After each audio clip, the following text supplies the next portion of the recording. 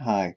I want to make a video on how often, in many cases, you have to be a victim of the circumstance for you to have some kind of sympathy or some kind of drive towards an action. And obviously, to a certain extent, that's true. You have to be some kind of victim towards some kind of circumstance before you have some kind of drive to quit or to stop something. To a certain extent, but obviously that can be felt in many different ways, and that's where much of the confusion comes from. And much of that confusion comes from, I guess, empathy. You see someone else going through something, and obviously you're going to feel something. I mean, you're part of the circumstances of reality.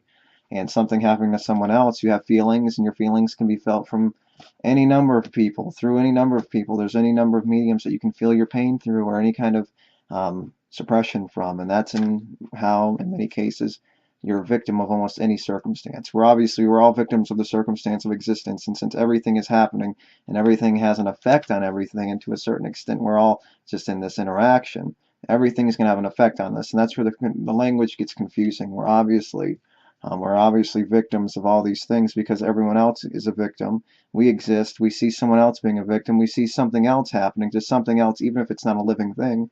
And all of a sudden we can say we understand that that's something that's bothering me because I'm having a reaction to it. And the reaction either is good or bad. And if it's good, then if it's something that's an injustice, say to someone else, then that's something that can be fixed. And if it's bad, then that's obviously the thing we're speaking about. And the bad thing is you're feeling it through someone else, and therefore you're a victim because you're feeling the other person's pain, or you're feeling the pain because you didn't want to see, say, something destroy the vase. The person destroys a vase, therefore you feel the pain because that vase was worth a lot of money. Now you're going to lose your job or something, or you had a connection to the vase, and the vase broke in the shop, and all of a sudden now, yeah, in the vase shop, in the clay shop, and all of a sudden now you have a connection to it. Now you feel like you need to fight for the injustice of the vase falling off. And if you feel good about it, then it's obviously not an injustice. It's not something that needs to be fixed. And obviously, that's not even the question. It's a matter of it takes you being a victim. And obviously, we're all victims of the circumstance. And in many cases, that is the case, where you have to be a victim of a circumstance. But obviously, it doesn't matter. It can be through someone else living empathy, understanding your own circumstance, wanting to change something, even if it's not a living thing. And in many cases, that's the case. Case, a hard case. A hard case vase. I guess that's how it came, right? Yes. So anyway, yes, you have to make something worth fighting for, so you have to be the victim. But like I said, we're all victims of the circumstance. And since we all have an effect on each other, generally speaking, we can understand to a certain extent, not just directly, like, okay, this thing fell, I have to suffer the consequences now, therefore I want to fight back against the thing that not only caused the problem, but the oppression I'm going to experience because I'm the victim of this problem and now I'm being accused of it. But also any number of things. And direct things, that vase caused someone else some harm. Now you feel like you're a victim of that person's harm, and then you want all of a sudden to fight for that person's victimhood because you feel like you caused it because you're part of it. You feel empathy anyway. Even if you don't feel like you directly caused it, you feel sorry for the person or whatever word it is. You feel responsible, and therefore you want to take action.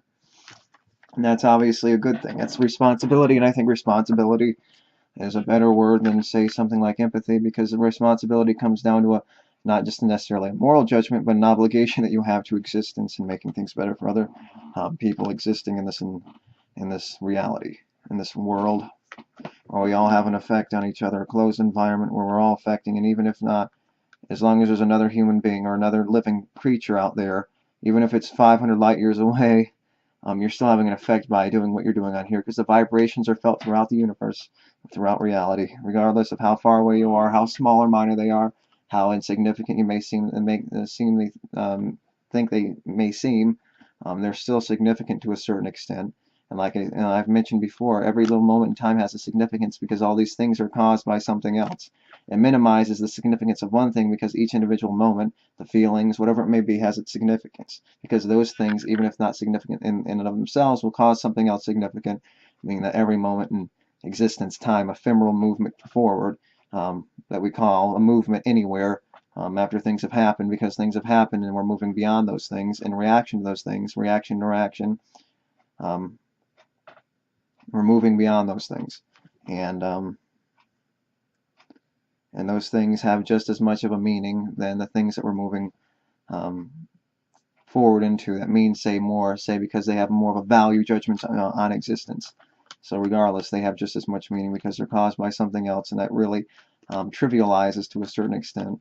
But that doesn't really trivialize. It just puts the significant things to a more significant standard, less significant things to more significant standard, because to a certain extent these things, though not direct, have a correlation or a causation, to be more precise, to these things that mean something, mean more. Say a particular event or a particular moment in time, it means something in particular, Planck constant. A particular single moment in time, like a picture snap, even though you can obviously see the marks or the details or the flaws in pictures and see how sometimes there's blurring and things like that. That doesn't necessarily give a single moment in time, but it's a still image, and still that's a single moment in time to a certain extent. To a certain extent, of course. Yes. So you have to fight for something. You have to be a victim. A direct victim, closing off these circumstances, contriving a closed experiment, or closed off circumstance. You can say, yes, I feel a victim of this. I need to feel like I'm the one being injustice, so therefore I'm going to fight for it. But it doesn't necessarily have to mean that, because we're all, to a certain extent, related, and we're moving around in these pieces. And those pieces, we're all responsible, and to a certain extent to those pieces. And these pieces are moving around in circles and moving around and doing their thing. And we're bumping into each other like us, every little thing on a smaller level, on a more microscopic level, an atomic level, a photonic level, are moving around in similar ways. They're bumping into each other. It's just movement and bumping. It's just essentially that.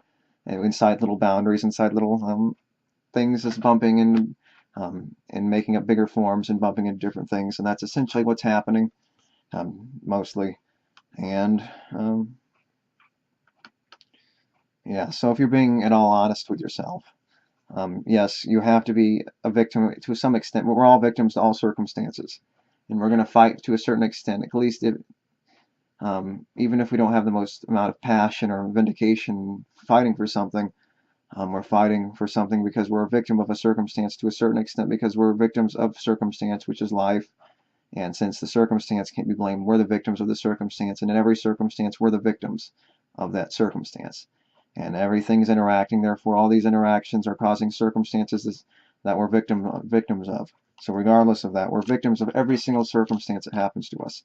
And it's about practically speaking of these and making distinctions between these things that these distinctions between victims, and understanding where we can draw the lines, where we can make practical distinctions between what we're victims of and what we're not necessarily victims of. And that's speaking more practically from a more human perspective, as opposed to a reality perspective, where we're all victims to a deterministic circumstance that controls us by these simple interactions of bumping into each other, chaotic cause and effect kind of crap. We're all victims of that to a certain extent, and we're all fight in the middle of it. We're all part of it, and we're all victims of it. We're in it, and we're against it, if that means anything whatsoever. So, yes.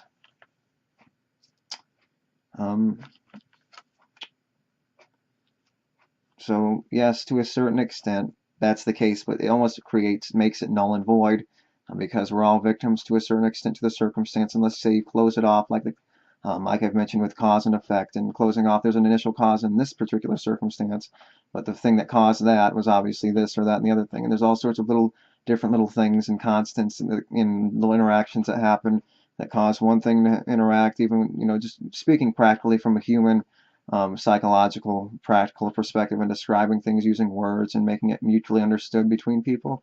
To a certain extent, we can close those circumstances off and say we can contrive a circumstance, closed off little experiment where we can say, yes, this is a closed off circumstance, and we can understand it and contrive it and say, this is what caused this. I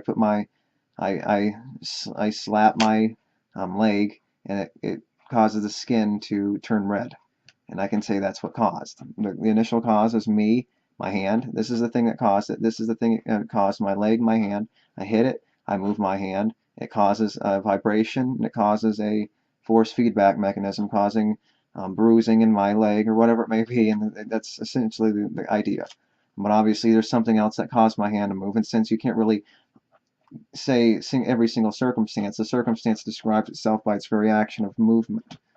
So you're describing, you're never going to be able to articulate your thoughts as thoroughly as they need to be to describe the exact thing happening, because you can't, because this is part of the interaction. You can't describe something with in the interaction describing something else in the interaction. This is something in the interaction of in the universe and reality describing something else, and it's about mutual understanding more than anything. Generally speaking, we can understand it's the idea more than description, that we can understand that something, regardless of what we think or us being here, being able to describe it, is existing in a certain way, and it's more about observation and sensing and understanding, a general perspective of a reality as opposed to describing reality, and it's about getting that idea across as opposed to a particular circumstance. And we don't need the particular circumstance to describe every single situation. We just need this general idea to pass on mutually between two different brains to spread across world or whatever it may be. You get an idea across, a general idea of how reality works as opposed to a particular circumstance. And it's about mutual understanding more than anything, and it doesn't matter if we're exactly precise with every single piece of photonic information describing every single circumstance, every in and of and beyond, every single small molecule to every single big moving part, or cog in the machine moving beyond the wind, behind the veil of existence. We don't need to describe every single circumstance. It happens in every single way like that. It's just a general idea, getting the idea across more than getting this particular circumstance and describing that circumstance. Describe an idea about generally how life works or how the existence works, as opposed to getting the idea of a particular circumstance, describing it as entirely as you can, when in reality you know reality exists beyond you, and the only thing that you would make a difference in is that you exist, now you don't exist, and that's the only change that happens. You're part of the existence, you exist, and it's about the idea more than the description. The idea is a description, but it's not about a particular, precise description, a very concise description of a very particular circumstance. You use that particular circumstance to describe a general idea of how reality works.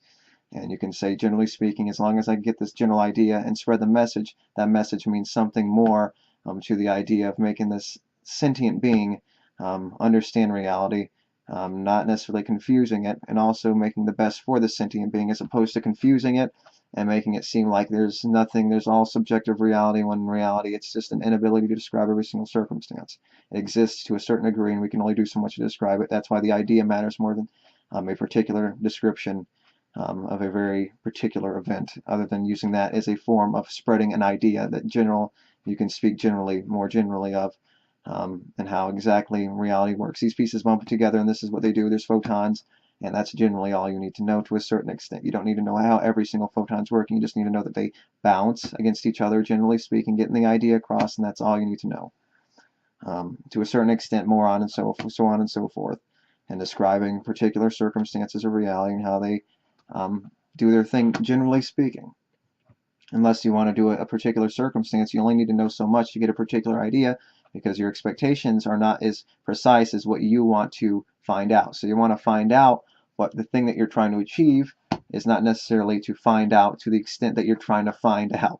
So you're trying to find out something, right? And then you're trying to figure that thing out. But the thing that you're trying to figure out, unless you're trying to figure out how everything moves, which you're not going to do, you just need to get as close to 4 as possible. So 2 plus 2 does good enough, as opposed to I need to get 2.2, 224.9, and 1.999888794, whatever it is. Just get 2 and 2, and you can say that's 4, as opposed to saying I need to get every single decimal place right. You don't need to do that, because it's not necessary. Because you can just say 2, that's 2. I'm not going to contrive a bunch of decimal places after the 2, or or a bunch of a 1 and a 9.999877449, because generally speaking, that's not going to work. Just say 1.9 with a line over it, the dash over it, and that's good enough to a certain degree. And you just to equal that out, you just put, okay, trying to get to 4, 1.9 with the dash over it, which just says forever, generally speaking, and the 2.1 with the dash over it, and therefore you have the number. That's all you need. And then you've contrived another number, not really, because that's filling out the number as 4, if that makes any sense. what I really mean, what I'm trying to describe is if you're trying to figure out something, generally speaking, you're trying to find a general answer. You look under a microscope and you want to describe generally how something is. You don't need to know necessarily how each individual circumstance happening, because you don't need that to figure out, generally speaking, what's happening. Because generally speaking, you describe this bumps into this. You don't need to know how every single thing in and of and beyond and so on and so forth, smaller, bigger, is happening underneath that. You just need to know and describe generally, mutually, the description of what you need to. And it really only matters between two living things. Someone's grading your report on it, and they say, okay, that's good enough for me, and that's really, to a general perspective, that's the expectation at this point. And we can't read the expectation to existence because we're in existence, and we can only do so much to describe the existence. We're not creating the existence, we're part of it, and we can only do so much to explain it unless we're the ones controlling it. And we're not the ones controlling it. And even if we were, I would say to a certain degree we couldn't describe it then. I mean, it almost becomes, well, I can't describe it now, then, and forever, and everything happening in the past, present, future, and I can't describe it all at once, but not all at once at the same time. So describing everything at once doesn't mean anything. It's a contrivance. Describing things doesn't mean anything. It's about understanding between beings to make the sentient experience better. And that's what we're generally speaking and trying to make better with science and figuring these things out, is making the sentient experience better, because otherwise, what would be the point of experiencing anything to begin with if we can't feel good? Because that's part of the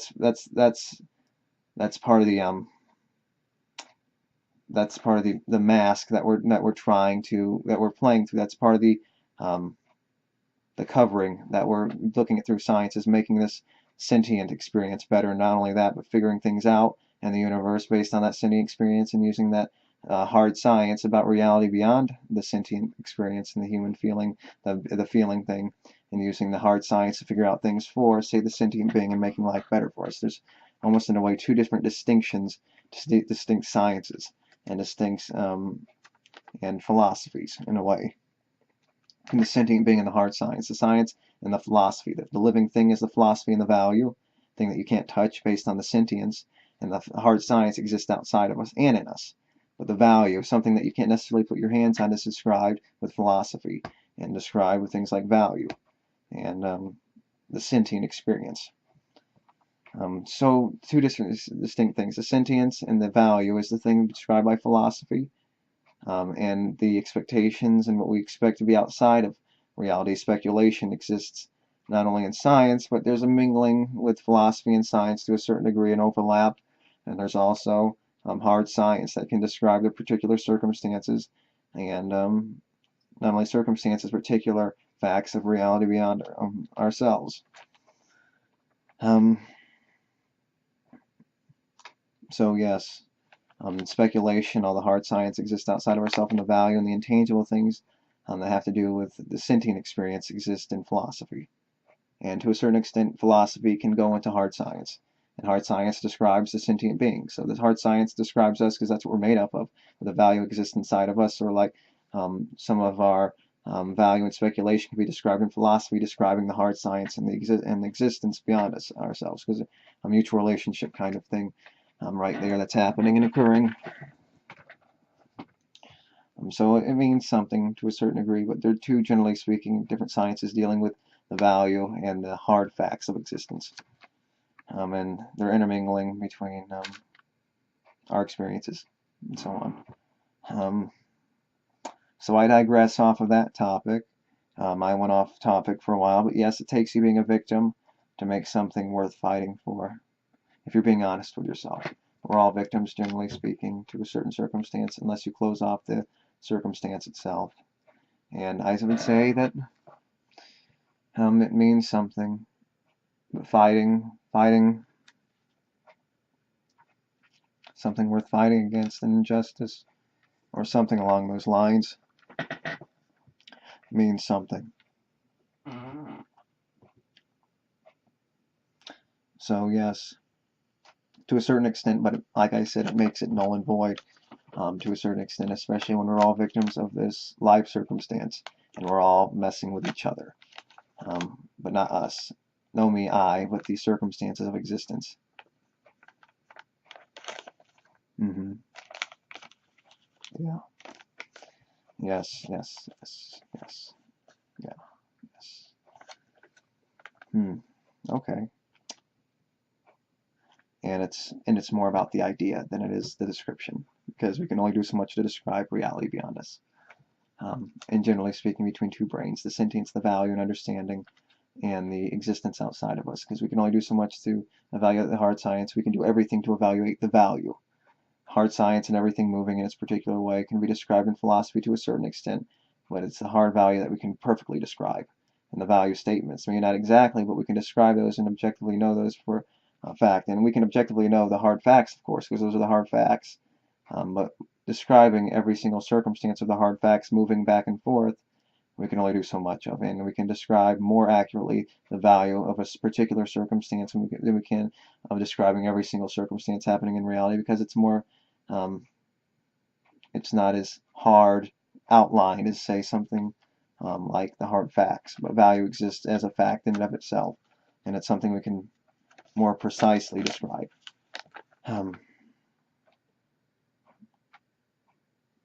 Using words and language and mutual understanding between people, I think. I hope. Maybe. I'm a victim. Yes. So, yes, it's all about the idea more than the description. And you're certain to agree you have to be a victim, but the victimhood is obviously to a certain extent null and void when we're all certain victims, unless you obviously contrive a circumstance, a closed-off experiment, contrived circumstance where you say, well, I'm going to say this is the beginning and this is the end, as opposed to saying just an interaction and chaos. So I think that's all I want to say, and I'm sorry if I spoke on too long. I'm losing my voice. So I guess if I have anything else to say on the subject, I'll say it in another video. So apologize if this video was too long. So thank you, and until next time, bye.